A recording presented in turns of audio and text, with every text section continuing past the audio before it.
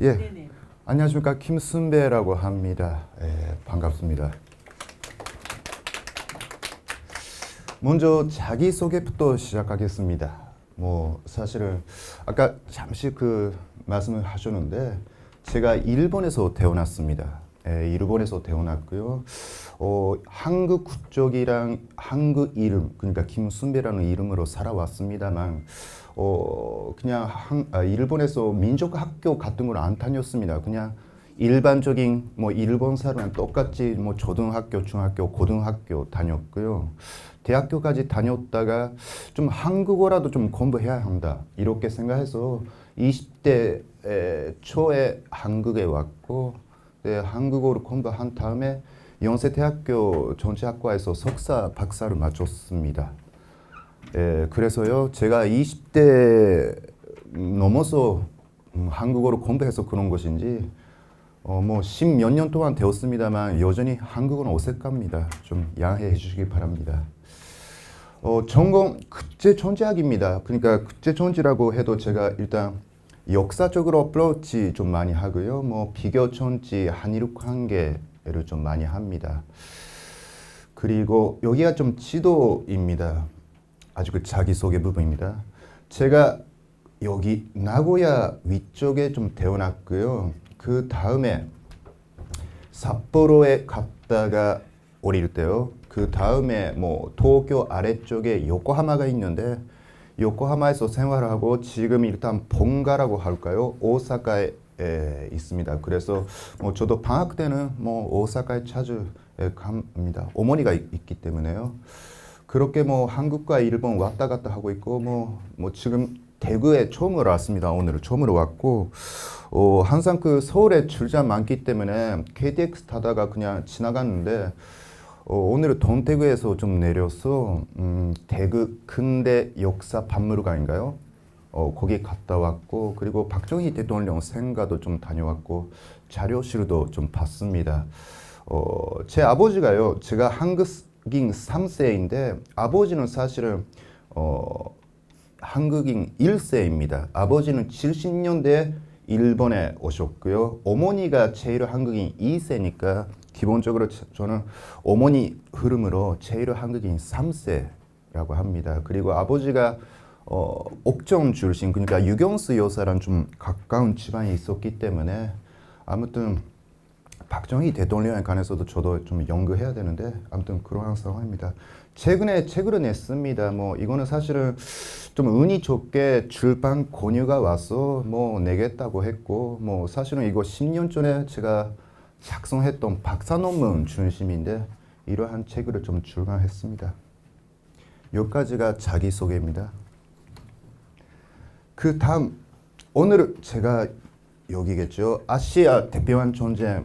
여기 계시는 분들은 전쟁사 이번에 좀 많이 배운 것 같습니다. 좀 잘 보이는지 모르겠습니다만 여기가 동아시아 전쟁이네요. 아마 앞으로는 내년에 기회가 있다면 6.25 전쟁이라든가 베트남 전쟁, 이라크 전쟁이라든가 현대 전쟁까지 하는 게 좀 나을 것 같고요. 근데 제가 역시 이거 보면서 느낀 것은 이거 기원전에 있었고요, 고대에 있었고, 임진왜란. 근데 아시아 대표면 전쟁 이 사이가 역시 여러 개 근대화 그런 시기였기 때문에 세계적으로요. 그래서 좀 아주 중요한 시기라고 생각합니다. 다만 변명도 해야 될 것 같아요. 제가 사실은 오늘은 제가 대평양 전쟁에 대해서 8월인가요? 아마 특강 위례가 왔습니다. 근데 대평양 전쟁 아주 복잡해요. 오늘은 2시간 정도, 1시간 50분을 좀 끝내야 되는데 그 사이에서 그 시간 동안에 많은 걸 설명 못해요. 대평양 전쟁도 아주 복잡합니다. 우리가 전쟁 볼 때 좋은 거 나쁜 거 이렇게 보는데 사실은 역사가라든가 저도 정치학자입니다만 뭔가 사물을 볼 때는 아주 복잡한 구조를 봅니다. 그래서 간단하게 설명할 수 없어요. 그래도 여기에 계시는 분들한테 하나 책을 추천한다면 한국에서는 아마 이 책이 가장 좋을 것 같습니다. 박연준 교수님이라고 해서 지금은 국방대학교에 계시고 제 박사 논문 그 심사원 한 사람이었습니다. 네, 그분 책 제목 보세요. 제국 일본의 전쟁이라고 있고요. 연도가 1818년부터 1945년까지입니다. 그러니까 일본 중심적으로 보고 있는 책입니다. 예를 들면 근대 일본의 당생, 그러니까 메이지 유신입니다. 그래서 1868년 이 책 내용입니다. 그 다음에 이 책에서는 정의를 전쟁을 다루고 있습니다. 정의를 전쟁 19세기에 있었고, 그 다음에 대한제국 시기 로이르 전쟁 진행되었기 때문에 로이르 전쟁도 있고, 제1차 세계대전도 포함되어 있습니다. 만주 사병, 그리고 중일 전쟁, 아시아 대표한 전쟁 내용까지 여기에 수록되어 있습니다. 제 책을 구입하는 것보다 사실은 전쟁사 공부하고 싶으면 이 책이 좀 추천하겠습니다. 한국에서는 가장 이것저것 권력 구조를 잘 반영한 당시 일본 분위기를 잘 작성했다고 그렇게 생각합니다. 근데 여기를 보세요. 대표한 전쟁이 아니라 아시아 대표한 전쟁이라고 있습니다. 혹시나 여기 계시는 분들도 옛날에 공부했을 때 대평양 전쟁이라는 명칭으로 전쟁 시기를 배웠을지도 모르겠습니다. 근데 사실은 아시아 대평양 전쟁이라고 요새는 그렇게 말합니다. 그 이유에 관해서도 나중에 말씀드리겠습니다. 위도, 그래서 제가 어떻게 해야 될까 아주 고민했습니다. 아까도 말씀드렸듯이 아시아 대평양 전쟁 보는 것도 복잡합니다. 정말로 4년 동안인데, 그래서 아시아 대평양 전쟁을 어떻게 봐야 될까? 더 미시적으로 아닙니다. 더 고시적으로 보려고 합니다. 일단 위도 보시면 좋겠는데요. 역사는 이미 일어났어요. 일어났고 그런 사건은 보편적입니다만 왜, 어떻게, 무엇에 대한 해석은 사실은 현재 사람들은 많이 합니다. 그러니까 과거에 뭔가 일어났다는 거는 다 알고 있습니다만 프로세스, 어떻게, 누가, 그런 거는 사실은 관찰마다 사실은 다릅니다. 그리고 전쟁을 본다, 원인도 있고요. 대표한 전쟁, 아시아 대표한 전쟁도 여러 전투가 있었습니다. 대표한 지역에서. 그 전투 하나만 봐도 사실은 2시간, 시간 부족합니다. 그리고 인물을 중심으로 전쟁을 볼지, 어떤 인물이 있었고 어떤 사고방식을 갖고 있었는지, 아니면 동맹 중심적으로 볼지, 일본과 독일, 이탈리아 3국 동맹도 맺었습니다. 동맹 세어리라는 거, 이론이라는 거 있는데 동맹 중심으로 볼 수도 있습니다. 아니면 국가별 관점, 일본은 그렇죠? 영국이랑 싸우기도 했습니다. 그러니까 영국 입장에서 볼지, 아니면 동남아 입장에서 볼지, 미국 입장에서 볼지 여러 관점도 있습니다. 일본 근내 세력도 중요합니다. 사실은 일본에서 쉽게 전쟁 한다고 그렇게 판단한 것도 아닙니다. 결국 전쟁 길로 일본 갔습니다만 일본 내에서도 지금 미국과 싸우면 안 된다, 지금 싸워야 한다, 여러 의견이 있었습니다. 군부도 육군이랑 해군 있었고요. 아주 복잡합니다. 그러면 제가 오늘 어떤 관점에서 볼까? 국제적 구조, 이거를 중심으로 좀 볼까 합니다. 또 하나, 대표한 전쟁이라고 하면 아무래도 미국과 일본 중심이겠죠. 그렇게 다 이미지할 것 같아요. 그런데 여기는 한국이고요. 한국에 관한 이야기라도 과로 한반도라고 했습니다만 한국에 관한 언급도 하려고 합니다. 그리고 세 번째, 전쟁과 식민지 문제, 연관성입니다. 전쟁 속에서 식민지는 어떤 상황이었는지. 그래서 제가 쭉 오늘 자료를 썼습니다. 대표한 전쟁 오늘을 위례 받았는데 만주 사병 거슬러 올라가서요. 또 거슬러 올라가서 제1차 세계대전 한국 병합조약부터 보려고 합니다. 전쟁 아닙니다만 이것도 사실은 원래 하는 전쟁 내용 아니지만 제가 이거를 확인했을 때 정일 전쟁, 로이르 전쟁, 그리고 제1차 세계대전도 없었기 때문에 아무래도 포함해서 좀 이야기하려고 합니다. 그 이유가 있습니다. 모든 역사가 완전히 연결하고 있다고 볼 수도 없어요. 제1차 세계대전이 있었기 때문에 만주 사병 그런 거는 사실은 아닙니다. 어떤 측면에서 단절로 된 부분도 있습니다만 기본적으로 정치학자는 고시적으로요 좀 크게 보는 습관이 있습니다. 그리고 무엇보다 대표한 전쟁 보려고 한다면 중일 전쟁 최소한도 봐야 될 것 같아요. 왜냐하면 중일 전쟁 1937년도에 시작했습니다만 45년까지 지속했습니다. 대표한 전쟁도 똑같대요.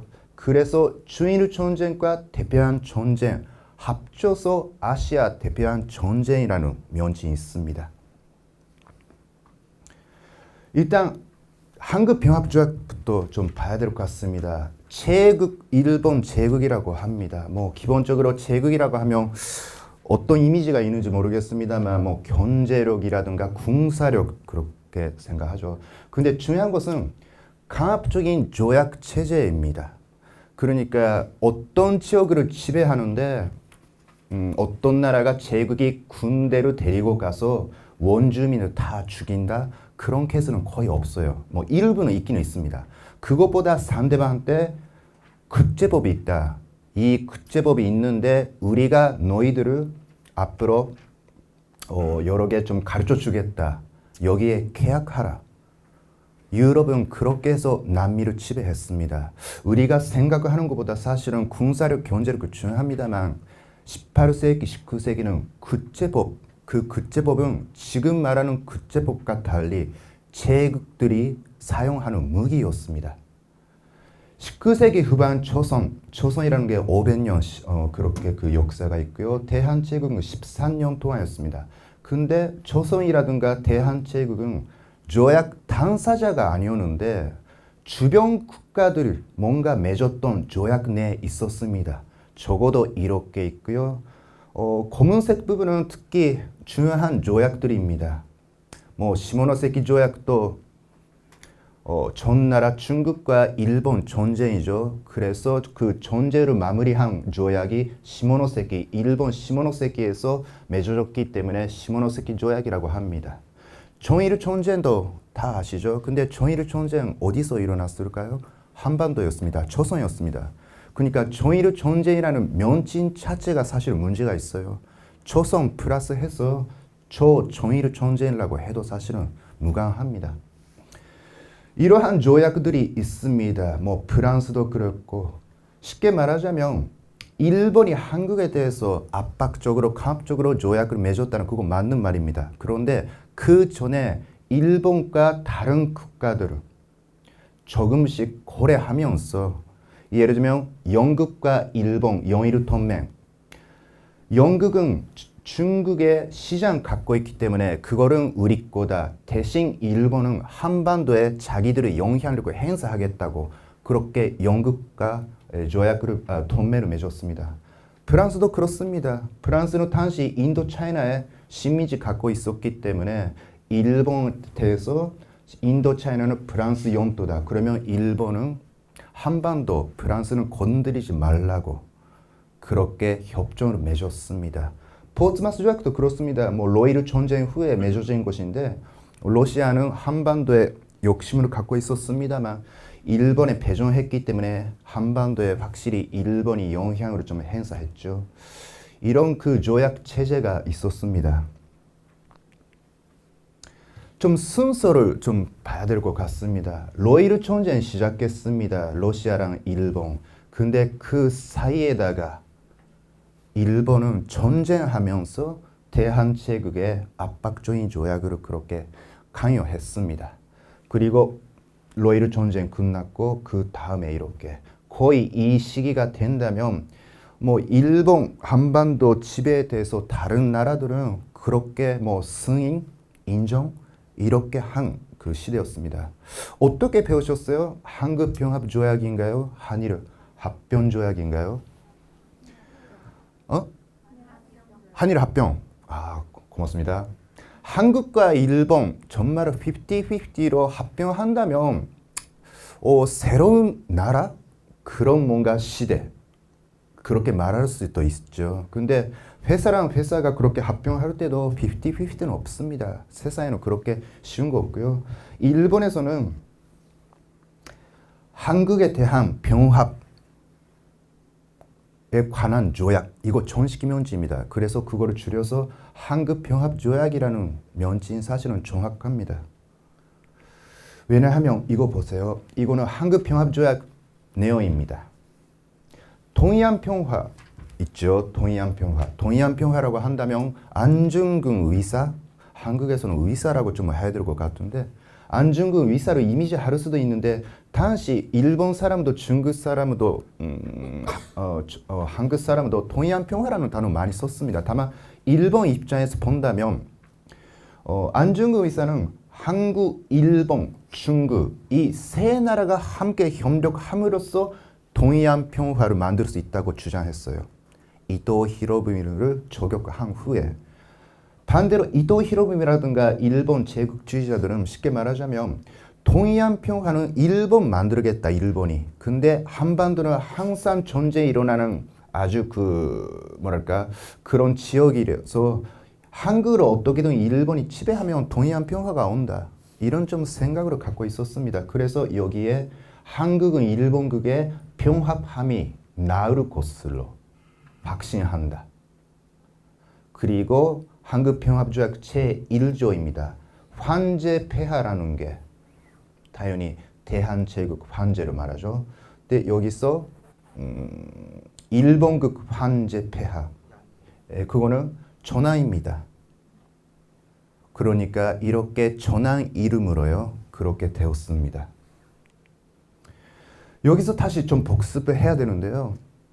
1910년 8월 29일 그러니까 한국병합조약 이후에 일본은 대한제국 그러니까 한국의 국호 면지를 바꿨습니다. 어떻게? 조선으로요. 조선. 왜 조선으로 했을까? 조선으로. 대한제국이라는 나라 면진 자체가 근대 국가, 주권 국가 그러니까 이제 나라가 아니라 그냥 하나의 지역이다. 그래서 조선이라는 면진을 다시 일본은 사용했습니다. 일본에 홋카이도 있는데 아시죠? 북해도라고 한국어로 만약에 한자로 말하면 그렇게 할 수도 있는데 당시 한반도를 일본은 남해도라고 하려고도 했습니다. 그런데 너무 일본식 단어를 붙이면 대한제국 그러니까 한반도에 있는 한인들은 좀 불만 나올 거라고 예상해서 그러면 500년 과거에 있었던 조선 왕조의 조선으로 다시 활용했습니다. 당연히 한인들은 대한제국 13년밖에 없었기 때문에 우리 다시 조선이라는 이름이 이렇게 주어졌구나 이렇게 생각한 사람들도 많았죠. 근데 이거는 일본 전략이었습니다. 한국 역사 공부했을 때 어떻게 공부하셨어요? 조선 있었고 대한제국 그 다음에 일제시기라고 하죠. 근데 일제시기 그거는 시기 이름이고 주체적인 면지 아닙니다. 여러분이라면 어떻게 할까요? 조선인가요? 아니면 한국? 확실한 것은 1945년 해방 이후에는 남아 있었고 그리고 48년도부터 대한민국 그리고 조선민주주의 인민공화국 북한도 48년도에 탄생했습니다. 지금도 일본에서는 일본말로 제가 일본어 네이티브입니다만 현재도 한반도를 조선반도라고 합니다. 그리고 6.25 전쟁 아니면 한국 전쟁으로 일본에서는 조선 전쟁이라고 합니다. 그 단어가 어디서 왔을까? 조선 시대의 조선 아니라 일본이 만들었던 조선에서 옵니다. 왜냐하면 1909년 그러니까 대한제국이 아직 있었을 때 일본 외교문서에서도 한국 한반도라는 한자는 있었습니다. 근데 이제 아까도 말씀드린 것처럼 조선이라는 명칭을 했기 때문에 일본에서는 조선, 지금도 조선 전쟁, 조선戦争라든가 조선 반도, 조선 한도라고 말합니다. 제가 사실은 이름 때문에 일본 사람이랑 좀 싸워야 한다고 하는 거 아닙니다. 중요한 것은 한국어랑 일본어는 그냥 언어 그저 단순히 좀 다르기 때문에 그런 것도 있습니다만 사실은 다 역사적인 면지에는 사상과 역사가 포함되어 있습니다. 여러분 어떻게 생각하십니까? 한국에서도 지금 한국병합조약 불법이다 이렇게 하죠. 불법이다. 윤석열 전 정권 때 그래도 한일 관계 좋아졌습니다. 뭐 어떤 연구자라든가 시민단체는 너무 일본에 대해서 양보했다. 뭐 그럴 수도 있습니다만 사실은 어떤 사람들은 한국병합조약 불법이었다라는 것을 지금도 강조하는 것 같아요. 뭐 그런 주장에 대해서 제가 들렸다거나 반박하는 것도 아닙니다. 학자라는 게 누구라도 주장하는 권리가 있고 근데 싸울 필요는 없습니다. 근데 불법이라고 하면서 어떤 역사학자는 근데 일본한테 받은 뭔가 조선이라는 명칭을 사용합니다. 일제시기 때 아니면 식민지 조선이라든가 글쎄요 뭐 한국이라고 해도 되고 조선이라고 해도 됩니다. 이거는 그냥 관찰자 여러분 그렇게 사용하면 될 것 같습니다.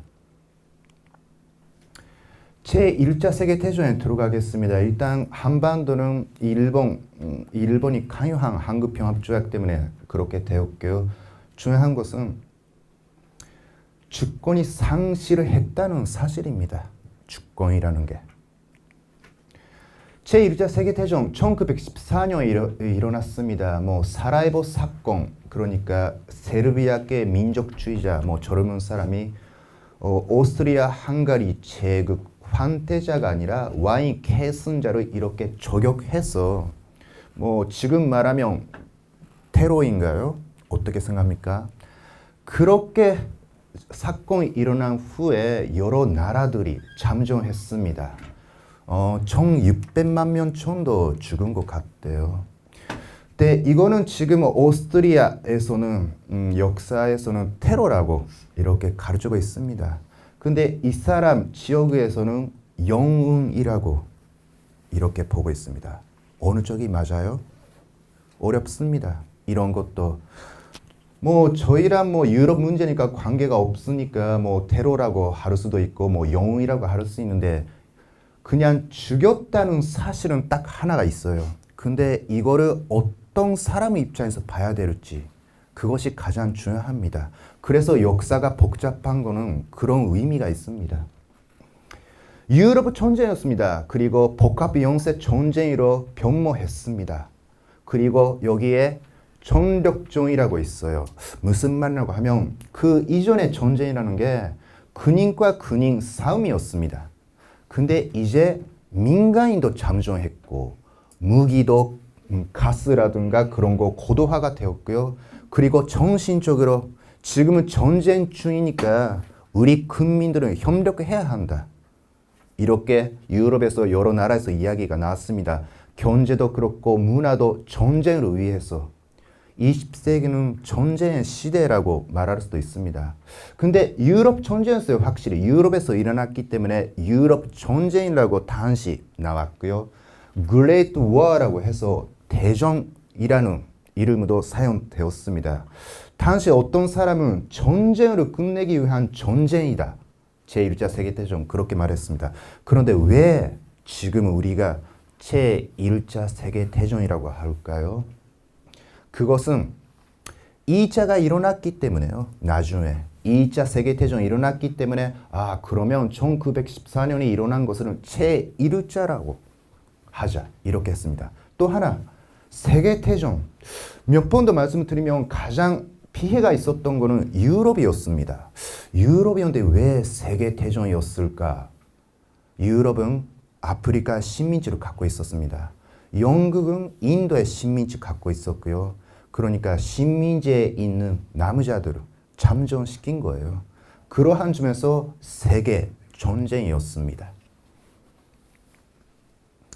일본 한국병합조약 이후에 일본은 이제 중국에 역시 관심을 가지고 있었습니다. 그러한 일본은 제1차 세계대전에 참전했습니다. 목표는 중국에 있는 독일령 확보하는 거였습니다. 그러니까 중국이라는 게 식민지 국가는 아니었습니다만 이런 것도 중국 사람들 좀 들으면 기분이 나쁠 수 있는데 반식민지 상태였습니다. 중국도 중국 내부에서 여러 세력이 있었기 때문에 중국 내정이라든가 아니면 중국 그렇게 연도가 크니까 미국 시장, 일본 그렇게 일부 영토라든가 뭐 프랑스라든가 영국이라든가 여러 나라가 중국 영토를 침식하고 있었습니다. 이거를 조개라고 하는데 그러한 독일 아까 그 전쟁 제1차 세계대전 유럽에서 싸우고 있었습니다만 중국에 있는 독일령 일본 확보해야 한다는 목표가 있었고 또 이번에 제1차 세계대전에 일본도 잠정하면 국제사회에서 지위가 올라갈 것이다. 이렇게 생각하고 있었어요. 아무래도 동아시아에서 전나라 중국에 이겼기 때문에 그리고 러시아를 이겼기 때문에 일본은 백인 국가한테도 이겼기 때문에 또 이번에는 국제사회에서 일본 지위 뭐 인정받으면 좋겠다 그런 생각도 있었고요. 세 번째가 영일 동맹이었습니다. 뭐 1902년에 영일 동맹 맺었고 영국과 독일은 유럽에서 싸우고 있었습니다. 그래서 영국은 일본에 대해서 그 뭐 동아시아에서 독일 세력을 막아달라고 이렇게 요청했습니다만 취소했어요. 사실은 영국도 역시 동맹이라고 해도 동아시아에서 일본 영향력 확대되는 거를 우려한 거죠. 근데 결국 일본이 영국을 설득함으로써 제1차 세계대전 잠정했습니다. 여기서 두 사람만 일단 소개하겠습니다. 신규식, 이 사람은 또 나중에요. 김규식과 다릅니다. 신규식이라는 광복운동가가 있고요. 이 사람은 또 나중에 대한민국 임시정부 요원이 됩니다. 이 사람은 뭐 이미 1912년부터 본격적으로 광복운동 좀 하고 있었고요. 1914년에 한국홍이라는 책을 냈습니다. 집필을 했습니다. 그렇죠. 신규식은 한국이라는 단어를 중요시했습니다. 대한 제국이었기 때문에 있었기 때문에. 근데 신규식은 독일을 부정적으로 보지 않았어요. 박연망, 나중에 이승만과 약간 좀 충돌하는 사람이었는데 이 사람은 또 제1차 세계대전 독일을 이기면 좋겠다고 생각했습니다. 그렇게 하면 일본이 패전 국가가 된다면 한반도 한국이 해방될 거라고 기대를 한 거죠. 근데 어떻게 되었을까요? 중요한 것은 여기입니다. 미국과 일본은 연합국으로서 같은 진영, 그러니까 여기에 미국, 일본, 그리고 독일이라고 있습니다. 당연히 독일이란 다른 나라들도 좀 많이 있고요. 미국 팀, 일본 팀에도 뭐 영국이라든가 프랑스라든가 많은 팀이 있는데 이렇게 좀 알기 쉽게 좀 제가 썼습니다. 그런 구도가 되었어요. 그러면은 일본과 독일을. 근데 중요한 것은 여기서 중요한 게 역시 미국이었습니다. 미국은 이미 19세기 후반에는 세계에서 뭔가 뭐랄까 군사력도 당시 별로 없었습니다만 경제력도 있는 나라였어요. 근데 유럽 전쟁에 관여하지 않았는데 독일을 중심으로 독일 세력이 좀 우세하니까 결국 미국이 참전했습니다. 아주 유명한 14개조의 평화 원칙 이렇게 발표했습니다. 독일에 대해서 잠정 그러니까 선전 보고했고요. 그러한 윌슨이라는 사람이 말했던 내용 중에 제5조 평화 원칙 중에서 이 두 가지가 특히 중요합니다. 하나는 모든 식민지 문제는 자유롭고 열린 자세로 이렇게 말했으니까 나중에 이것은 민족 자결이라고 사람들은 이렇게 이해를 좀 하게 됩니다. 그리고 14조 간택과 약소국, 대국과 소국 상관없이 다 정치적 독립이라든가 영토 보정, 뭐 상호 보장 이렇게 국제연맹이라는 국제기구 창립으로 그렇게 시사했습니다. 이 국제연맹이라는 거는 지금 UN라고 하죠. 국제연합 이전에 있었던 국제기구였습니다. 그러니까 미국은 독일에 대해서 잠정하고 그렇게 제1차 세계대전 싸우면서 이미 전후 질서에 대해서 그림이라고 할까요? 앞으로 이렇게 가겠다는 전략을 갖고 있었습니다. 한국이라고 할까요? 대한민국 임시정부 좀 보셔야 될 것 같아요. 프랑스 쪽에 저희가 항상 그 상해라고 하는데 좀 더 정확하게 말하자면 상해에 있는 프랑스 쪽에서 대한민국 임시정부가 탄생했습니다. 구체적 조류가 있었던 거죠. 그러니까 아까 위르슨이라든가 제1차 세계대전이 이제 끝나니까 그러한 세계적인 흐름 속에서 대한민국 임시정부가 탄생했습니다. 3.1 운동 당연히 중요합니다. 근데 당시 5.4 운동 중국에서도 그런 좀 시위 같은 거 있었고요. 이집트라든가 피압박 민족 그러니까 압박을 받고 있는 지역에서는 이렇게 많은 운동이 일어났습니다. 3.1 운동도 우리가 아주 중요하게 생각하는 운동입니다만 세계적인 흐름 속에서 좀 봐야 될 것 같아요. 근데 대한민국 임시헌장 7조에 이런 문구가 있습니다. 국제연맹에 가입해야 한다.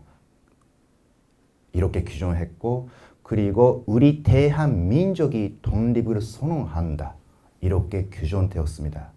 2.28 독립선언 도쿄에서 한인 유학생들을 그렇게 독립선언했고요. 그리고 3.1 독립선언에서도 사실은 조선민족이라고 쓰여져 있습니다. 쓰여져 있는데 대한민국 임시헌장에서는 그거를 대한민족이라고 했어요.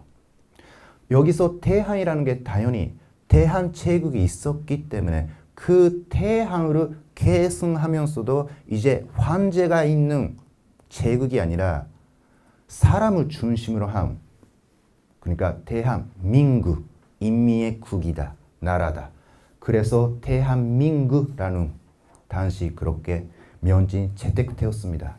그런데 전쟁 제1차 세계대전이 일단 끝나고 일본 어떻게 되었을까요? 미국과 아까 같은 팀이라고 했죠. 일본, 미국, 영국, 프랑스, 이탈리아 함께 일본은 빅5가 되었습니다. 세계에서. 그러니까 아까 다른 그 신규식이라든가 박영만 기대한 것처럼 만약에 오히려요. 독일이 이겼다면 이렇게 기대했는데 좀 안 되었습니다. 베르사유 체제라는 게 있습니다. 일단 제1차 세계대전 끝나고 평화조약을 만들어야 되는데 평화회의가 개최되었습니다. 근데 베르사유 조약이라는 게 기본적으로 패전국가 독일에 대한 조약입니다. 근데 그 조약 내용 진짜 많습니다. 중요한 것은 1조부터 26조에다가 베르사유 조약 1조부터 26조 이것은 사실은 국제연맹 규약이라고 하는데 그 제 10조에 아까 위르슨 말했던 내용 좀 있었어요. 근데 위르슨 아까 식민지에 대해서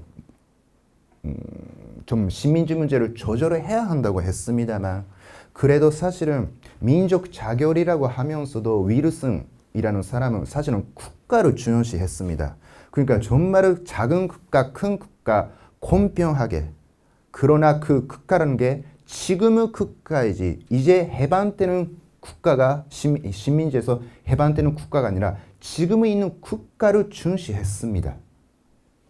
여기에 좀 일본 사람이 있습니다. 두 사람이 있고요. 근데 여기에서도 중국 사람 대표인데 30대 초반 사람이 있습니다. 아주 젊은 사람인데 아시아에서는 중국과 일본만 유럽에서 파리에서 개최된 이렇게 파리 평화회의에 참여했습니다. 베르사유 조약 그러니까 국제연맹 규약 제10조 뭐 사실 이거 한국어로도 번역한 사람도 없기 때문에 일단 영어로 그대로 가져왔습니다만 여기가 중요합니다. 국제연맹에 가맹하는 국가에는 연도 보존과 현재 지금 정치적 독립이 있는데 그거 보장된다고 합니다. 그러니까 국제연맹 1919년에 창립되었다. 지금 거기에 들어갈 수 있는 나라는 지금 주권 국가만 그렇다. 그렇게 한 거예요.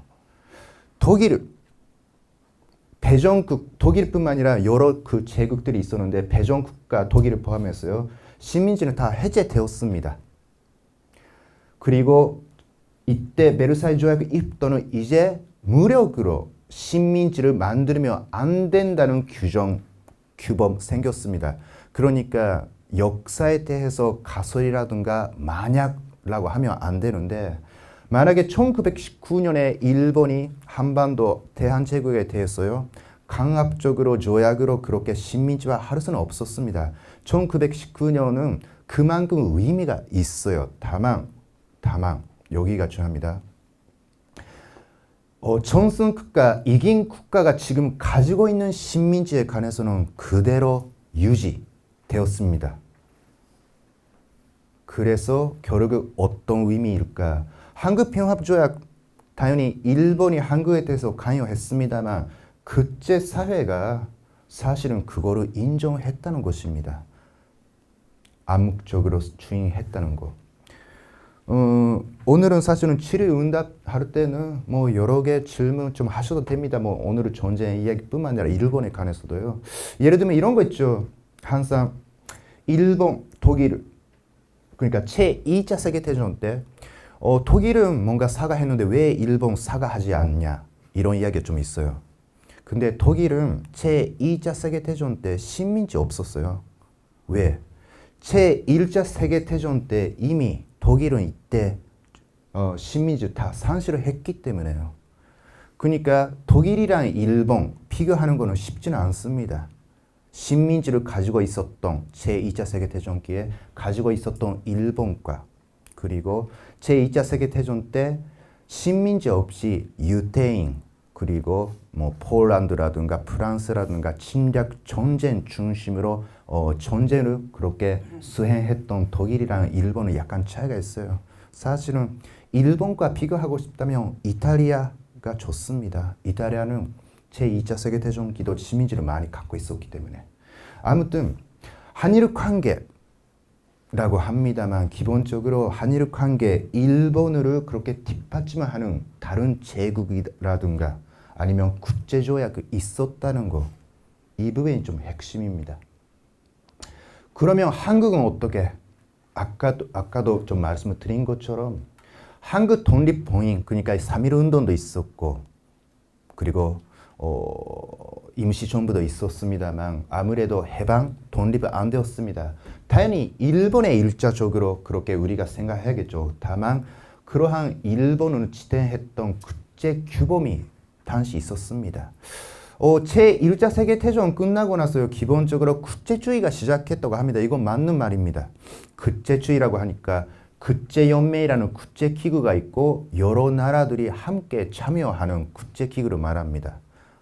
그러한 쯤에서 1919년이라는 게 확실히 국제주의가 시작했다고 말할 수 있어요. 다만 제국주의도 양립하고 있었습니다. 우리는 항상 제국주의가 끝나고 나서 국제주의가 시작했다고 보는데 그게 아니라 1919년 이후부터는 제국주의는 완전히 끝나지 않았고 새롭게 국제주의가 시작했습니다만 제국주의도 있었다. 양립 가능했습니다. 다음에 국제공산주의입니다. 냉정이라고 많이 들었죠. 냉정이라고 하면 1945년부터 보통 생각하는 것 같아요. 근데 저희는 거슬러 올라가서 생각해야 됩니다. 1917년 러시아 혁명이 있었고요. 공산주의라는 단어는 사실은 19세기, 18세기 이미 있었어요. 근데 여기서 말하는 국제공산주의라는 게 기본적으로 레닌 중심으로 말하는 거죠. 그러한 이념, 이데올로기가 시작했습니다. 김규식 이렇게 말했어요. 김규식에 관해서는 최근에 좋은 책도 좀 나온 것으로 알고 있습니다만 윌슨, 아까 미국 대통령 김규식도 그렇고 임시정부 요원들도 많이 기대했는데 결국은 미국 그러한 윌슨의 민족차를 무산되었다. 그래서 국제연맹도 결국 자본주의 세계로 형성했을 뿐이다. 강대국들이 형상 유지에 불과했다고 아주 비판적으로 말했습니다. 그래서 김규식은 어떻게 생각했을까? 공산주의에 좀 기대한 거예요. 김규식은 그 다음엔 좀 나중에요. 그래도 공산주의는 안 된다고 합니다만 당시 미국에 기대했던 사람들은 미국이 한반도 해방, 대한민국 독립 인정하지 않았기 때문에 이제 공산주의 세력의 매력을 느끼게 된 거예요. 왜냐하면 그때 공산주의가 식민지 일단 다도해야 된다. 식민지를 해제시켜야 한다. 제국적 자본주의 반대한다. 이렇게 말했어요. 나중에 그거 러시아고 그 나중에 소련이 되는데 매력적입니다. 그래서 당시 공산주의 지금은 라든가 뭐 냉전 시기 때 뭐 한국에서 공산주의 만세라고 하면 문제가 되겠습니다만 당시 공산주의에 뭐 미국에 있는 미국 민주주의에 약간 좀 실망했고 공산주의자가 되었던 사람도 꽤 있었습니다. 근데 결국 러시아도 자기 나라를 일단 권력에서 정상에 있다고는 생각했습니다. 여기서 또 그러면 전쟁 면제에 대해서 좀 생각하려고 합니다. 일단 전쟁이라는 게 법적으로 정식 면제는 없습니다. 법적으로요. 평화조약은 법적으로 정식 면제 있는데 전쟁에는 정식 면제는 없어요. 지금 우리가 쓰는 전쟁 면제라는 게 많은 사람들을 사용하니까 그렇게 우리가 그냥 그렇게 공부합니다. 대표한 존재라는 것도 누군가가 대표한 존재라고 말했고 뭐 한국 국민들도 그렇게 공부했기 때문에 그렇게 사용하는 것입니다. 근데 5가지 정도 좀 있어요. 전쟁 면제로 그렇게 결정하는. 하나는 일단 뭐 전쟁 당사국이 이름은 나열을 하는 거죠. 전나라와 일본 전쟁, 전일 전쟁, 뭐 러시아 일본 전쟁, 러일 전쟁, 러시아 우크라이나 전쟁 지금 진행 중입니다. 뭐 한국에서도 뭐 가끔 러시아 우크라이나 전쟁, 우크라이나 전쟁이라고도 하는 사람도 있는데 그거 정식 면제 아닙니다. 지금 국제연합 그러니까 유엔에서는 러시아에 의한 우크라이나 침공이라고 합니다. 뭐 그것도 정식 면제인지 모르겠습니다만 그것이 일단 권위가 있는 면제이겠죠. 그러니까 전쟁 이름이라는 게 그냥 다수의 사람들 좀 사용해서 결정되는 경우가 있습니다. 두 번째, 전쟁 당사자 사람 이름은 그렇게 붙일 때가 있습니다. 뭐 유명한 건 나폴레옹 전쟁이죠. 뭐 나폴레옹 프랑스가 뭐 러시아뿐만 아니라 유럽에서 여러 개 뭐 다른 나라 좀 전쟁 좀 했고요. 근데 아무래도 나폴레옹 중요하니까 나폴레옹 전쟁이라고 합니다. 지난번에 임진왜란 공부하셨죠? 일본에서는 bunroku keicho no eki라고 다른 표현이 있습니다. 근데 한국에서는 임진왜란이라고 합니다. 그러면은 미국 사람들은 어떻게 임진워라고 하죠. 근데 어떤 사람은 이렇게 말해요. 도요토미 히데요시's war라고. 그러니까 도요토미 히데요시 나폴레옹 전쟁처럼 히데요시 인식이 관념이 중요했기 때문에 히데요시가 사실은 한반도 지나서 중국 지나서 인도까지 가려고 했어요. 지난주에 그렇게 공부 안 하셨나요? 아무튼 그래서 히데요시 중심으로 보는 사람은 임진왜란을 도요토미 히데요시 워라고도 합니다. 그 다음에 세 번째 전쟁 원인이나 그 대위 그러니까 미국 독립전쟁 독립이라고 있잖아요. 영국과 그렇게 전쟁하면서 미국 독립전쟁 이런 명칭도 있습니다. 전쟁 시간적 범위라든가 결정적인 순간 여러분도 여기 공부하셨네요. 종교전쟁 1618년부터 1648년까지 30년 전쟁이라고 종교전쟁인데 이런 것도 단어가 있습니다. 그리고 전쟁 전개된 건강 베트남 전쟁 그러면 6.25 전쟁 6.25 전쟁 저희가 좀 생각해야 될 것 같아요. 아까도 말씀드린 것처럼 전쟁 면제라는 게 공식 단어가 없습니다. 그냥 다수자가 사용하니까 자연스럽게 그렇게 쓰는 뿐이고요.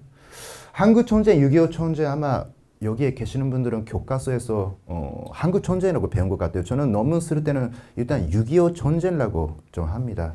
당시 한국 전쟁 전발에 일어났을 때 이스만 대통령 뭐 조선 전쟁이라고 하거나 한반도 전쟁이라든가 어떤 사람은 뭐 6.25라고 하거나 여러 면증이 있었습니다. 근데 한국에서는 일단 요새 교과서에는 6.25 전쟁으로 이렇게 동의를 하고 있는 것 같아요. 일본에서는 조선 전쟁입니다. 그 조선 이제 어디서 왔는지 조선 시대 조선 아닙니다.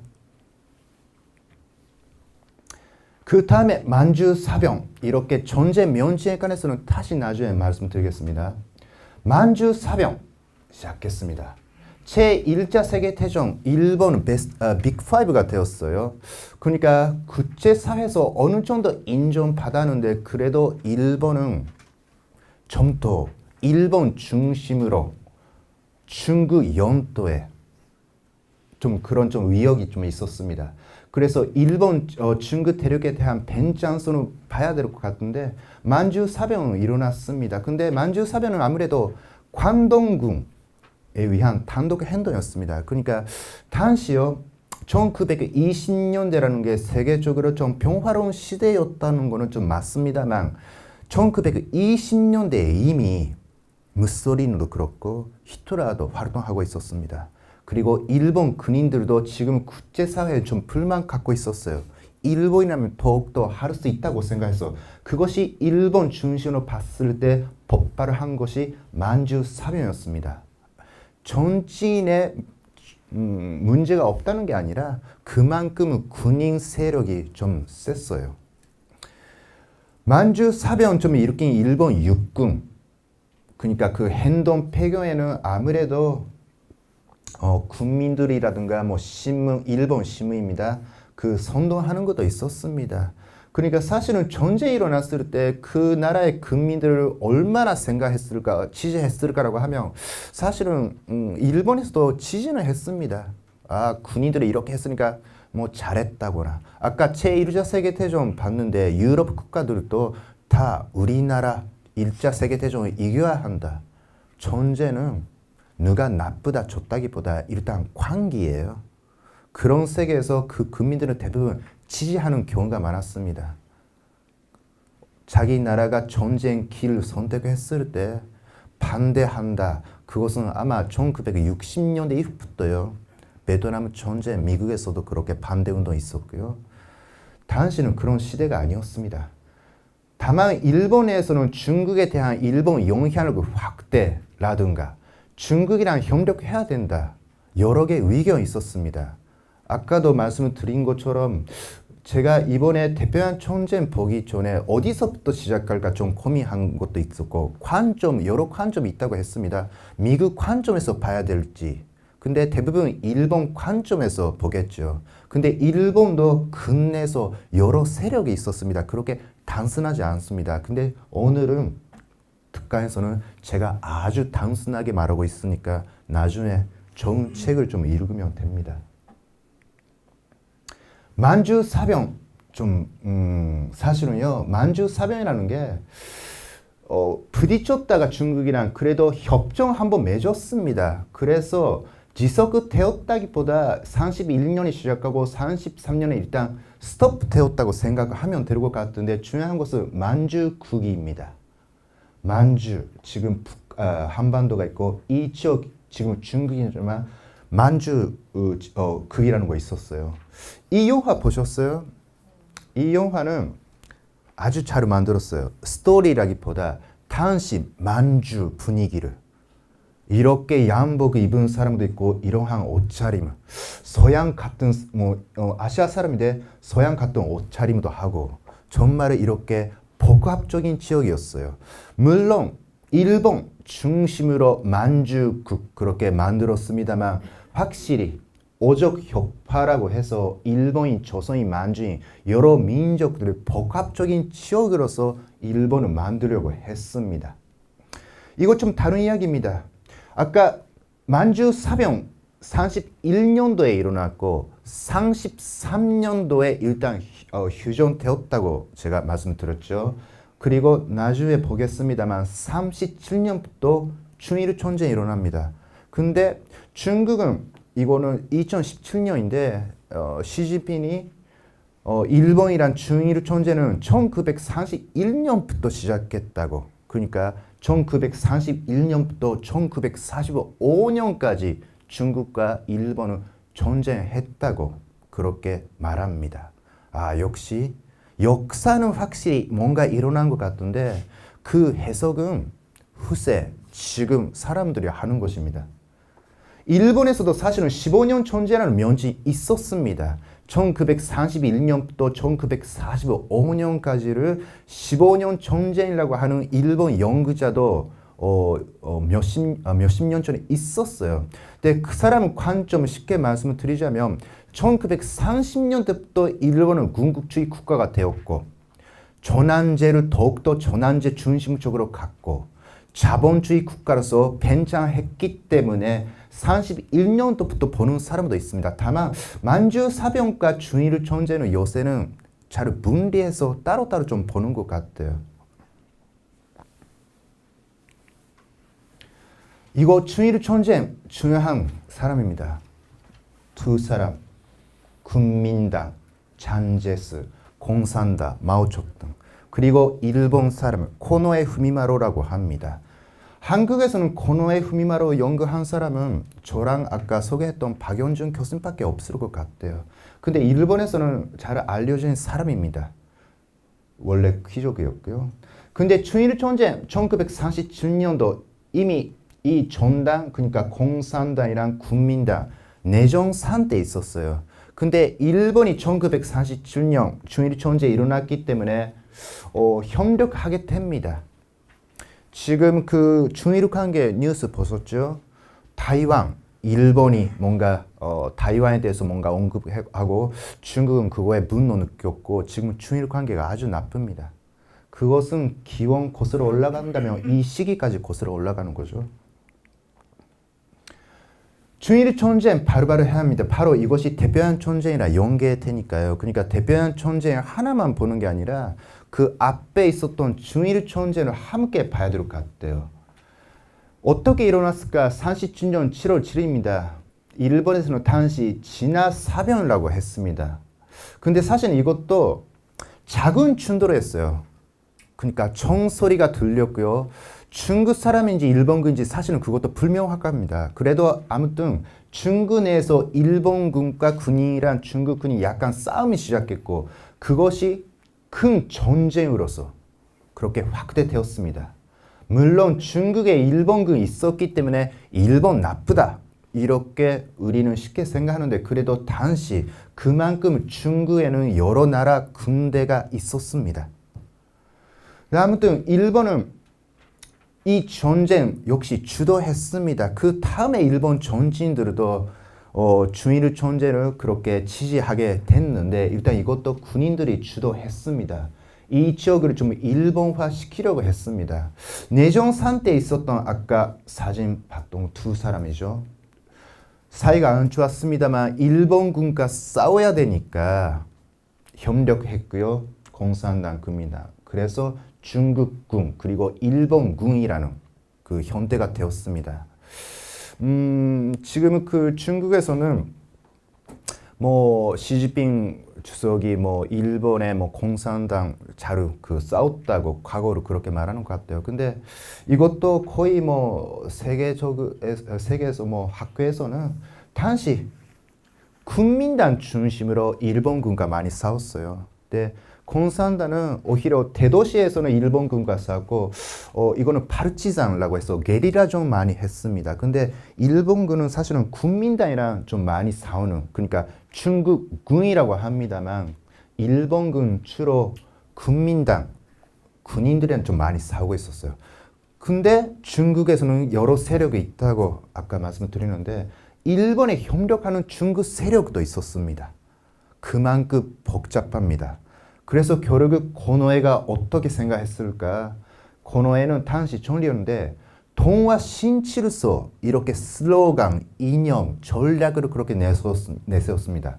그 공서를 발표했어요. 어떻게? 반공주의 그리고 아시아주의. 아시아주의라는 게 아시아의 문제는 아시아 사람을 중심으로 만들어야 한다. 이런 생각을 아시아주의라고 합니다. 근데 그 아시아주의에서 그래도 리더는 일본이다. 이런 생각입니다. 서구에 의한 아시아 개입을 반대하는 그런 슬로건을 고노에 후미마로는 내세웠습니다. 근데 중일 전쟁 그렇게 일어나고 있었는데 일단 여기 좀 봐야겠죠. 중국군 특히 국민당 잔제스 대한 미국, 영국이 후원했습니다. 공산당, 마오, 중국에는 당연히 소련 많이 후원했고요. 근데 일본 제국의 프랑스를 인도차이나 일본이 그렇게 침공했습니다. 아주 대표한 존재 이종입니다. 중국과 전쟁을 하면서 일본은 동남아에 갔어요. 근데 그 동남아는 대부분 다른 서양 제국들이 지배하고 있는 지역이었습니다. 그래서 프랑스는 인도차이나 일본 침공한 거죠. 그러니까 프랑스 입장에서 봤을 때는 일본 침략자라고 보는 거죠.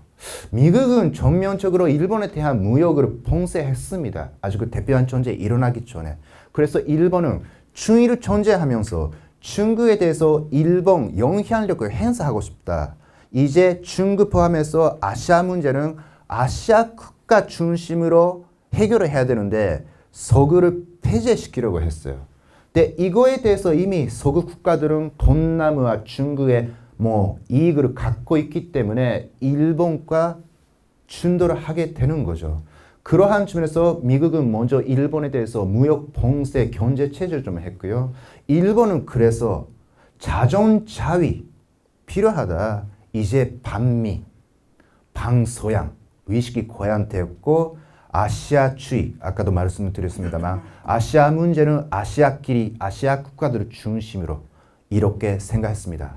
1941년 4월 아주 대표한 전쟁 이전이죠. 12월부터 시작했는데 1941년 4월에 미국과 일본 그래도 교섭을 했어요. 전쟁이 일어나기 전에. 미국은 일본에 대해서 중국에서 절수를 그렇게 공고했고 일본은 중국의 진일 세력과 합의가 있다고 미국에 말했어요. 그래서 지금은 중국에 일본 영향력이 있다는 것은 문제가 아니다.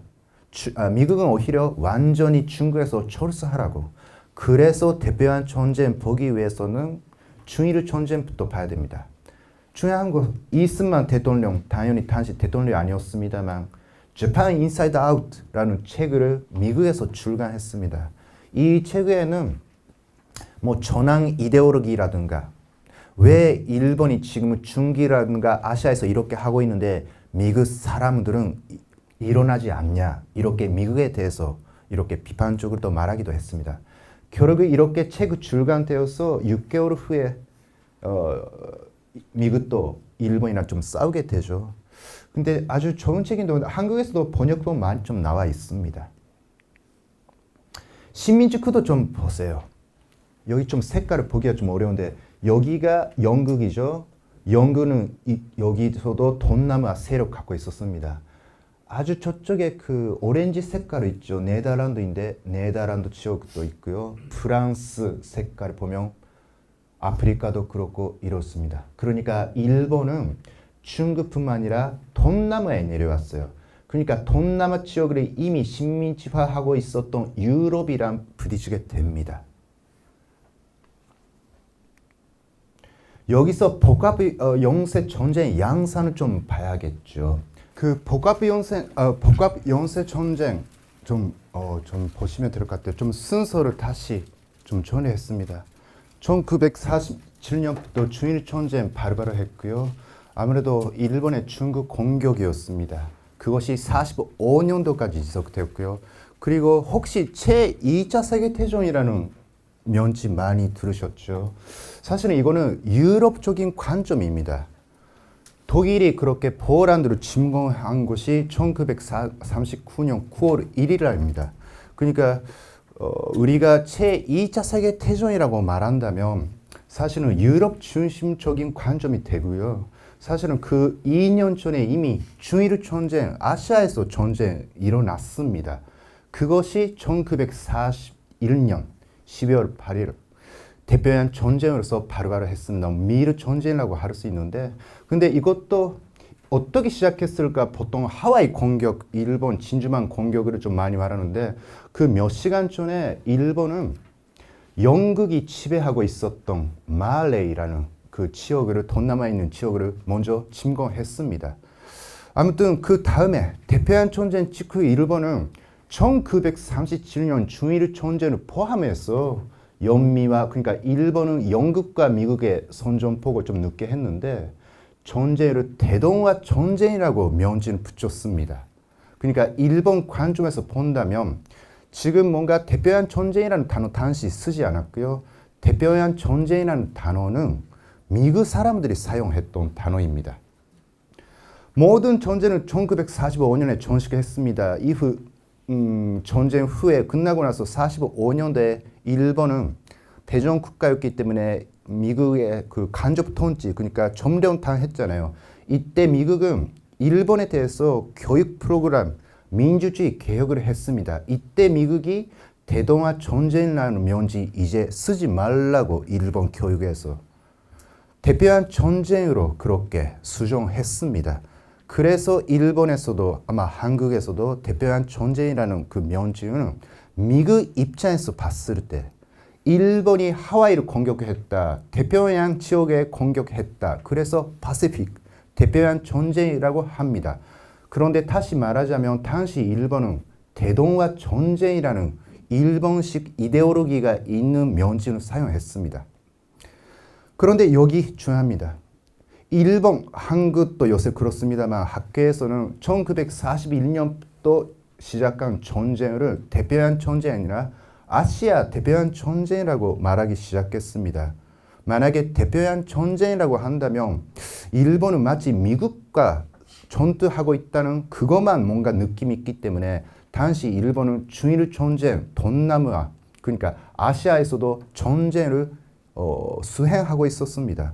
그래서 대표한 전쟁이라는 명칭을 사용해버리면 대표한 지역만 생각하니까 아시아를 잊으면 안 되니까 먼저 일본 연구자들이 1990년대부터 아시아 대표한 전쟁이라고 말하기 시작했습니다. 그래서 저도 학술 논문에서는 아시아 대표한 전쟁이라고 쓰고 있습니다. 그러면 일본 중심적으로 다시 대동아 전쟁이라고 당시 불렀는데 어떤 의미였을까? 1940년경에 대동아라는 일단 일본 내세웠습니다. 이것은 일본, 만주, 중국이라든가 하나의 경제 공동체 중심으로 그렇게 만들겠다. 동남아라든가 남태평양 지역 국가들도 뭔가 함께 공존하면서 공유하는 그런 목표를 의미합니다.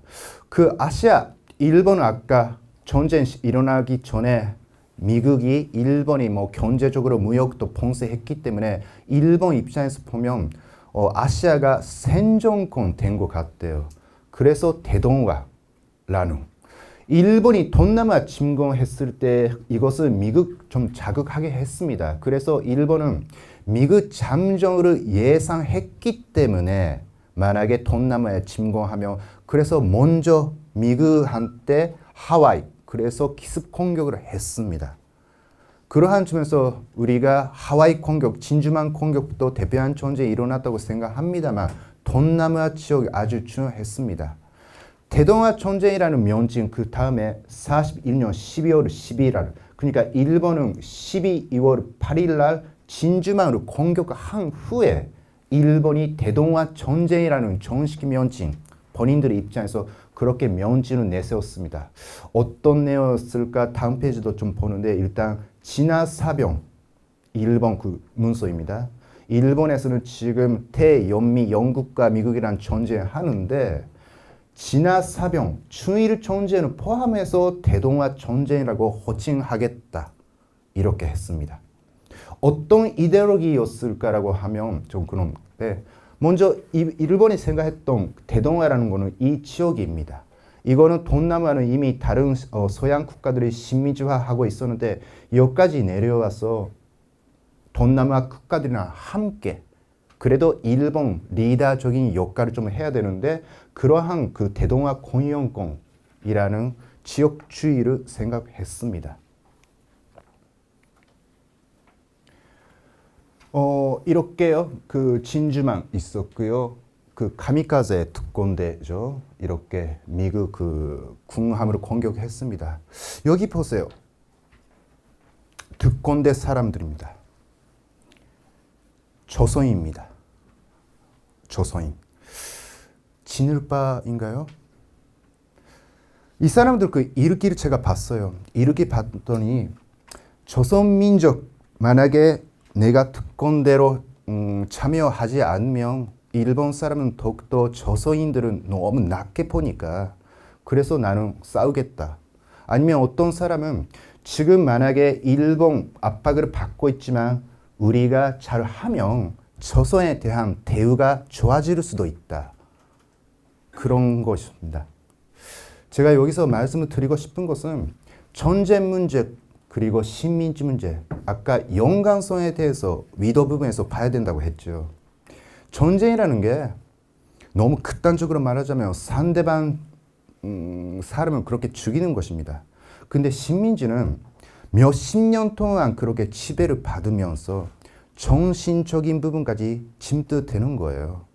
그래서 전쟁과 식민지, 한반도는 바로 그 상황 속에 있었고 어떤 부분에서는 전쟁 문제랑 식민지 문제를 분리해서 생각해야 되고 어떤 부분에서는 연결을 시키면서 생각해야 됩니다. 만약에 일본 중심으로 아시아 대표한 전쟁을 본다면 한반도에 관한, 조선에 관한 이야기는 거의 안 나와요. 근데 이번에 특강에서는 한국도 포함해서 좀 봐야 된다고 제가 생각했습니다. 일본 대동아 공동선언 냈습니다. 1943년 11월에요. 이때 이미 일본은 열세였습니다. 1942년도까지는 미국한테 좀 이기고 있는 상황이었는데 43년부터는 좀 어려운 상황이 되었습니다. 그래서 일본은 동남아 국가들 그리고 여기에는 중국 사람도 있습니다. 잔제스와 마오 다른 사람이죠. 그러니까 중국은 내정 상태였고 중국도 여러 세력이 있었는데 쉽게 말하자면 친일파 그런 중국 사람도 여기에 참여했습니다. 여기 도조 히데키입니다. 연미가 대동아에 대해서 침략과 착지하고 있다. 그래서 대동아를 예속화하는 야마으르 서구 국가들은 가지고 있다. 이렇게 비판했어요. 그래서 서양 제국주의 국가의 지배를 받고 있는 아시아 국가들은 일본과 제휴를 했습니다. 무슨 말이냐고 하면 여기에 있는 동남아 국가들 사람들도 필리핀 사람이라든가 미얀마 사람들도 좀 있었어요.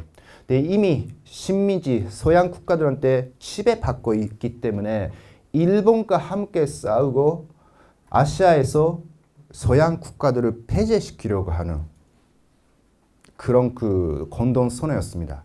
근데 당시 조선 여기에 조선 사람 그러니까 한인들은 없었습니다. 그러니까 대동아 공동선언이라든가 대동아 공영권에는 이미 한반도는 일본 영토니까 자립적인 주체적인 주체성을 주지도 않았습니다. 그러면 대동아 전쟁이라는 명칭 어떻게 우리가 지금 생각해야 될 것 같아요? 아까도 말씀드린 것처럼 전쟁 끝나고 나서 일본은 대동아 전쟁이라는 명칭 자체에 이데올로기가 포함되어 있어서 쓰지 말라고 했어요. 그래서 저도 어릴 때 대표한 전쟁이라고 공부했습니다.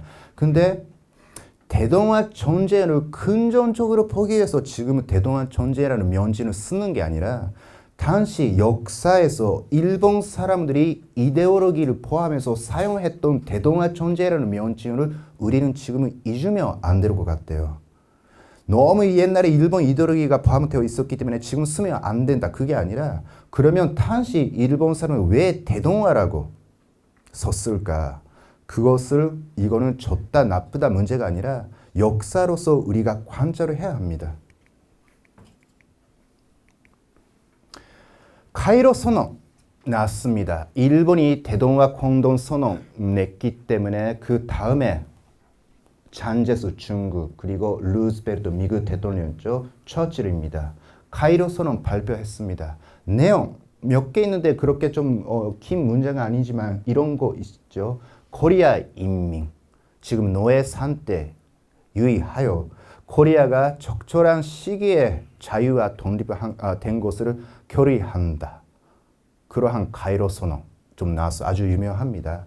카이로 선언 의미는 쉽게 말하자면 1910년 이후에 국제사회에서 국제 무대에서 코리아에 관한 이야기는 거의 없었습니다. 물론 1920년대 미국 국회에서는 코리아에 관한 이야기가 나오기는 나왔습니다만 기본적으로 국제사회에서는 1910년 이후부터는 코리아 이야기가 없었는데 43년도에 드디어 카이로 선언, 지금 전쟁 중이죠, 나왔습니다. 어떤 의미가 있을까? 여기서 확인해야 될 것 같아요. 카이로 선언에서 한국 등장, 코리아 등장에 관해서는 중국 역할이 있었습니다. 중국 역할이 있었다는 것은 사실은 대한민국 임시정부 당시 김구였죠. 김구가 계속 잔제스한테 이야기를 하고 교섭하고 그래서 중국 잔제스가 카이로 선언에 코리아에 관해서 수주하고 했습니다.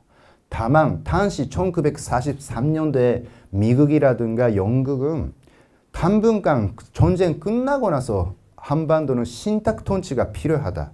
이것은 나중에 여러분도 공부했겠지만 반탁 운동 남한에서 좀 일어나죠, 나중에.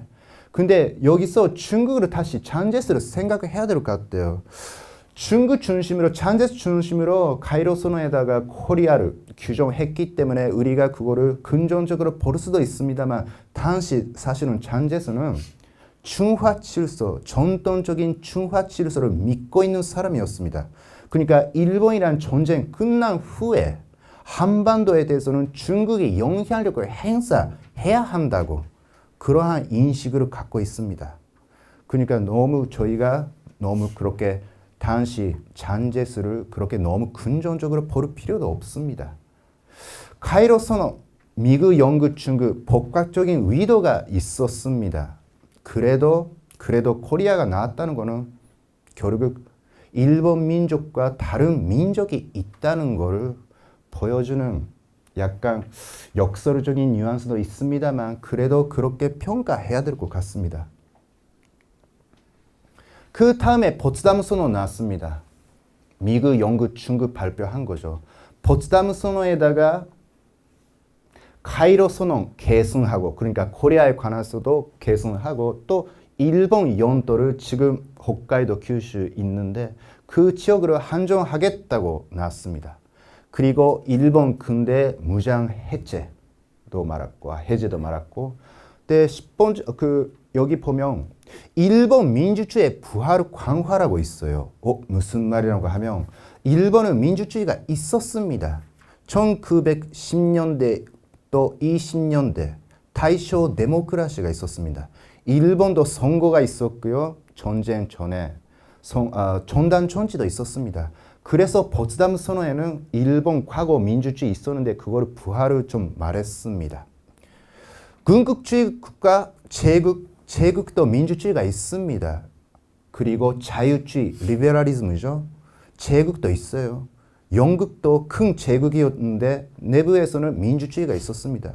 미국도 필리핀에 대해서 거의 친미주화 했는데 미국도 민주주의가 있습니다. 제가 하고 싶은 얘기는 당시 민주주의라든가 자유주의라는 게 자기 국가 근내에서 말하는 것이었고 다른 국제사회에서 다른 나라에 대해서 민주주의라든가 자유주의를 말하지는 않았습니다. 그리고 일본처는 연합국 국제 일본말로 말하자면 이거는 국다이라고 합니다. 당시 국다이라고 많이 말했는데 이거 쉽게 말하자면 전환제를 말하는데 전환제가 어떻게 할지요? 다시 말하자면 1945년 7월 26일에 포츠담 선언 나왔습니다. 일본은 이때 항복했으면 좋았을 텐데 그러나 일본은 포츠담 선언에다가 전환제 국다이에 관한 문구가 없었기 때문에 쉽게 포츠담 선언을 받아들이지 않았어요. 결국 어떻게 되었을까요? 8월 6일 날 히로시마 원폭 떨어졌고 그리고 나가사키도 원폭 떨어졌고요. 그리고 8월 9일 날 소련의 대일을 잠정했습니다. 그 다음에 나가사키 원폭 투하가 되었고요. 이렇게. 그러면은 이렇게 생각해야겠죠. 왜 원폭 당했을까? 일본에서는 지금도요 매년 8월 15일 날 전쟁이라든가 핵에 대해서 반대하는 그렇게 아주 중요한 행사가 있습니다. 그런데 아까 이야기했듯이 7월 26일에 나왔고 8일, 6일까지 시간 좀 있었어요. 왜 이 사이에 일본 항복하지 않았을까? 전쟁이 이길 가능성 거의 없었는데 전환제입니다. 일본 사람도 이거는 교육 받아야겠죠. 원폭 안 된다고 그렇게 일본에서 그렇게 이야기하는 거는 아주 중요한 일이라고 저는 생각합니다. 다만 왜 당했을까? 물론 핵이라는 무서운 무기를 개발한 미국의 문제가 있다고 하더라도 일본에 그거를 피할 수 있는 기회가 없지는 않았습니다. 이거 히로시마입니다. 이거는 지금도 있죠. 히로시마에 가면. 일본은 유일한 비폭 국가입니다. 냉전, 소련과 미국 중심으로 왜 전쟁하지 않았을까요? 소련과 미국은 핵을 갖고 있었기 때문에 냉전 그렇게 지속되었습니다. 근데 인류사에서 먼저 일본의 원폭 떨어졌기 때문에 그 잔혹한 무기에 대해서 알고 있었기 때문에 그 다음에 냉전 소련과 미국은 전쟁하지 않았어요. 근데 다시 핵 개발에 관해서 말씀을 드리자면 미국이 먼저 핵을 개발을 했습니다만 일본 육군도 해군도 핵을 만들려고 했습니다. 그런데 만들 수 없었어요. 기술적으로요. 히틀러도 핵을 개발을 하려고 했어요. 근데 그거 안 되었어요. 그러니까 미국이 떨어뜨렸지만 만약에 미국 아니더라도 다른 나라가 그 후에 핵을 개발을 하려고 했었겠죠. 여기가 중요합니다. 유일한 비폭 민족 아니죠. 일본은. 유일한 국가지만 당시 제일조선인들은 히로시마 나가사키 있었어요. 합쳐서 4만 명 정도 죽었습니다. 지금 한국에서 이렇게 있죠. 뭐 북한 핵을 갖고 있기 때문에 국민 여론조사를 보면 70% 한국 국민들은 핵을 그렇게 가져야 한다고 이렇게 여론조사 받습니다. 왜 그러죠? 일본 사람들은 저도 어릴 때 그렇습니다만 저는 일본 사람은 아니지만 일본 학교 다녔기 때문에 핵에 대해서 뭐 애니메이션, 영화, 소설 정말 핵이라는 게 안 된다 이렇게 교육 받았어요. 근데 한국 사람은 안 받았어요. 그렇죠? 그런데 제일조선인 죽었어요.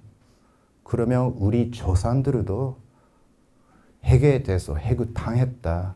한국 사람도 핵에 대해서 다시 한번 고려하는 게 좀 중요하지 않을까 싶습니다.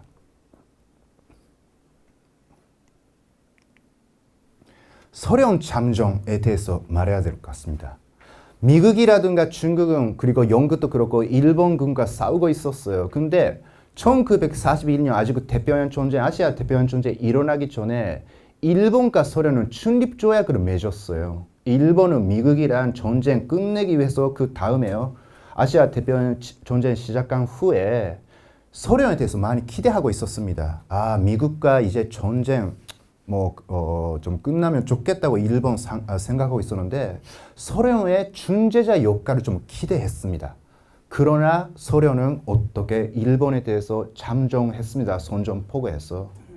그러니까 일서 중립조약 있었는데 소련이 그거를 파기한 거죠. 근데 만약에 소련 적군 레드아미가 일본에 있어서 아주 공포심이 되었습니다. 19세기 한반도가 그러니까 대한제국이 일본 식민지가 된 것은 러시아가 남아 내려오니까 그래서 일본에 있어서 한반도가 중요한 지역이었는데 계속 그 다음에 러시아가 소련이 공산화된 후도 역시 일본은 소련에 대해서 공포심을 갖고 있었습니다. 일본도 반공 국가였어요. 소련 이데올로기 어떤 거죠? 계급이라든가 그런 거를 무너뜨리는 거, 자본주의 무너뜨리는 거. 그래서 소련 들어오면 어떻게 될지 바로 전환제가 무너진다. 그래서 소련에 대한 공포심이 일본 많이 갖고 있었습니다. 그러한 소련 어떻게 했을까요? 한반도에 들어왔어요. 한반도 북쪽에까지 들어왔습니다. 그러니까 이미 이때 북한 쪽, 한반도 북한 쪽에는 소련 영향력을 행사하고 있었습니다. 일본 결국 아시아 태평양 전쟁 왜 항복했을까요? 일반적으로요, 전통적으로 미국 역할 크니까 이렇게 말할 수 있습니다. 근데 아시아 태평양 전쟁, 그러니까 중국 대륙에서 일본 군인들도 많이 참전했어요. 중국 역할을 역시 무시할 수 없습니다. 다만 요새는 소련 요인 많이 말하고 있어요. 소련이 일본에 대해서 잠정, 대일 잠정 그렇게 선언했기 때문에 소련군 일본에 상륙하면 안 되니까 일본은 항복했다. 일본은 혹시나 이것도 역사에 대한 만약인데 핵으로 2번 당해도 계속 인내심 내고 참으려고 한 그런 흔적도 있었습니다. 그런데 역시 소련 잠정했다는 것이 일본에 있어서는 충격적이었습니다. 일본 결국 항복했습니다. 여기서부터 중요한 것이 8월 15일날 의미에 대해서 한국에서 말하면 광복절이죠. 생각해야 될 것 같습니다.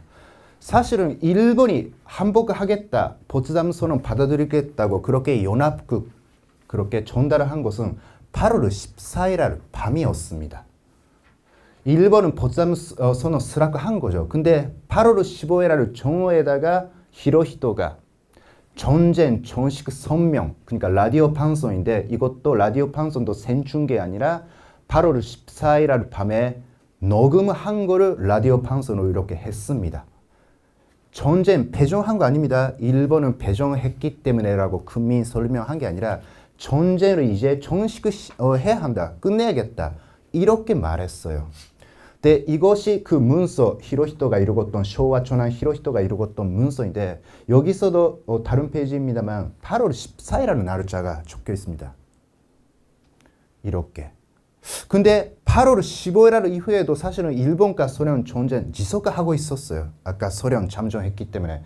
그러니까 8월 15일에 전쟁 끝나지 않았습니다. 끝나지 않았습니다.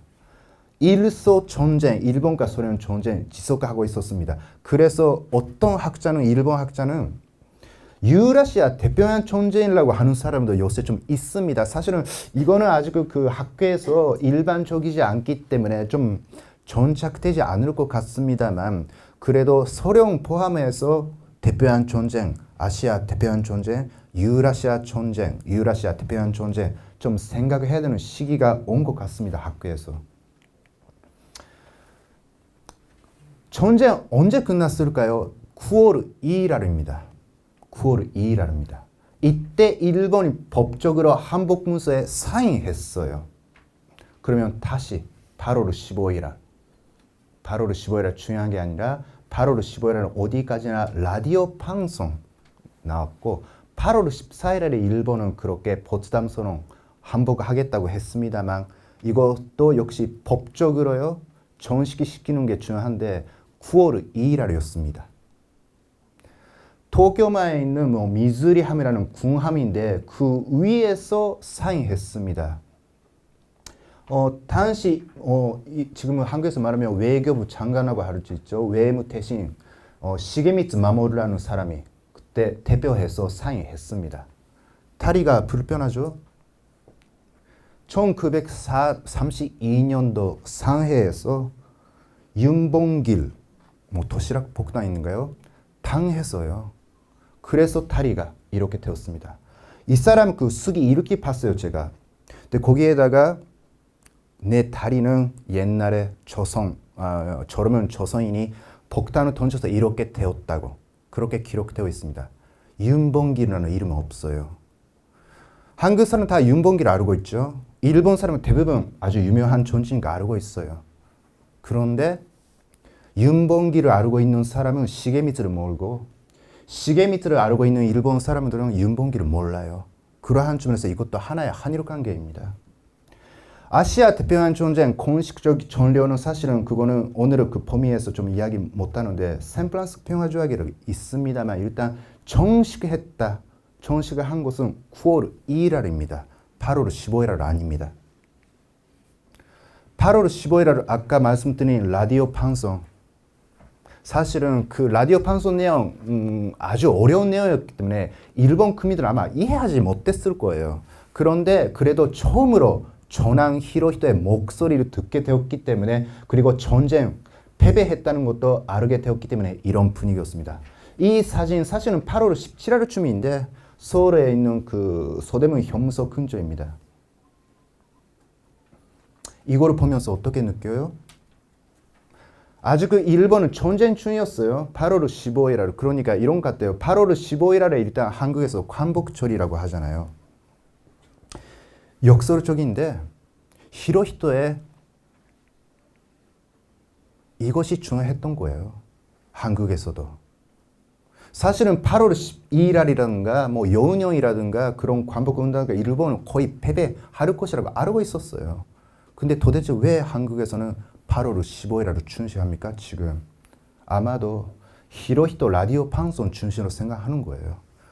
일본에서도 아까 말씀드린 것처럼 8월 15일을 매년 행사를 합니다. 근데 일본이 8월 15일을 행사하는 거는 1970년대부터였어요. 8월 15일이라는 날짜는 만들어졌어요. 전쟁을 정말 기억한다고 하면 9월 2일에 일본 사인함으로써 일단 전쟁 종식되었다. 그렇게 생각합니다.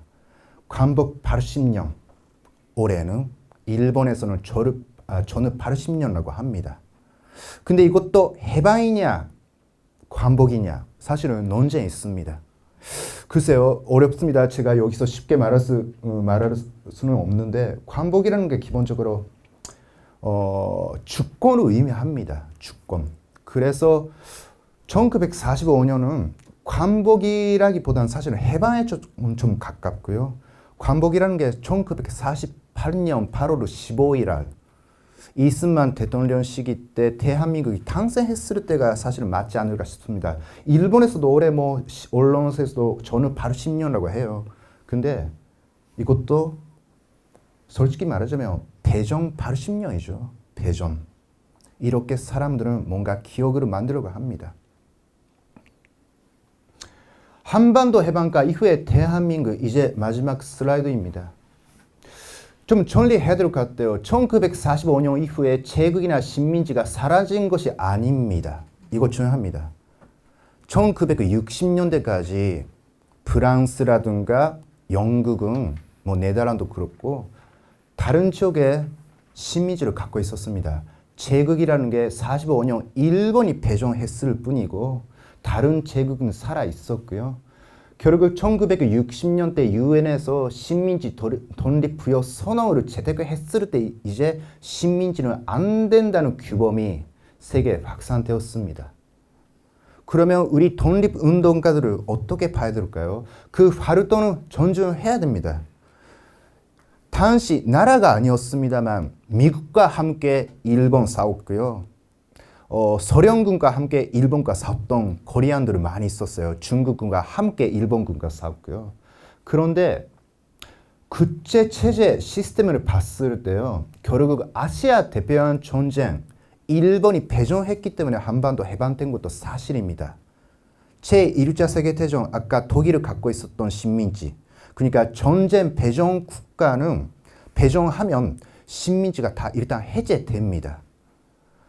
영국이라든가 프랑스는 제2차 세계대전 이겼죠. 45년. 그래서 45년 이후도 식민지를 갖고 있었어요. 그러니까 우리가 광복 운동가들의 인식이 활동을 존중하면서 그분들의 그 인생을 보면서도 그래도 해방에는 확실히 일본이 배정했다는 그것이 전쟁이 의미하는 바가 좀 큽니다. 아시아 대표한 전쟁 시기에 공산주의 관념으로 넘어 그리고 소련군 한반도까지 내려왔습니다. 여기서 말해야 되는 거는 냉전이라는 게 한반도 분단이라는 게 역시 아시아 대표한 전쟁이나 크게 관계가 있습니다. 제1차 세계대전 1919년 끝나고 나서 이데올로기적으로 한반도는 약간 분화되었어요. 아까 말씀드린 것처럼 공산주의 세력의 매력을 느낀 사람들 나타났기 때문에. 그리고 한반도 해방되었습니다만 그래도 남한과 북한 이미 분립되었습니다. 아까 일본의 대의를 잠정했던 소련군은 북한 지역까지 들어왔기 때문에요. 그리고 아시다시피 6.25 전쟁이라는 게 완전히 분단을 고정화시켰습니다. 1945년 전후로 한 근대사 전쟁과 식민지에서 현대사 냉전으로 이렇게 지속됩니다. 그러니까 제가 오늘 냉전 시기까지 이야기는 못합니다만 전쟁 끝나고 나서 냉전이라는 영석선상에서 대한민국은 탄생했습니다. 또 한국적 관점이 좀 요구사항이 있습니다. 기본적으로 국제정치학자는 전쟁과 평화를 중시합니다. 그리고 일본이라든가 일본과 싸웠던 서양권 전쟁과 평화라는 두 가지는 아주 중요한 테마예요. 근데 한반도, 코리아, 한국 중심으로 봤을 때 전쟁도 중요했습니다만 그리고 평화도 중요합니다만 식민지 문제가 어떻게 되었을까 그러한 관점이 요구됩니다. 그래서 일본 중심적으로 전쟁 벌일 수도 있고 봐야 될 것 같아요. 이거는 미국 중심으로 대표한 전쟁 벌일 수도 있고요. 일본 중심이라면 대동아 전쟁 봐야겠죠. 근데 그러한 전쟁 속에 있었던 한반도를 어떻게 봐야 될지 그것이 한국 사람들이 생각해야 되는 과제가 아닐까 싶습니다. 예, 이상입니다.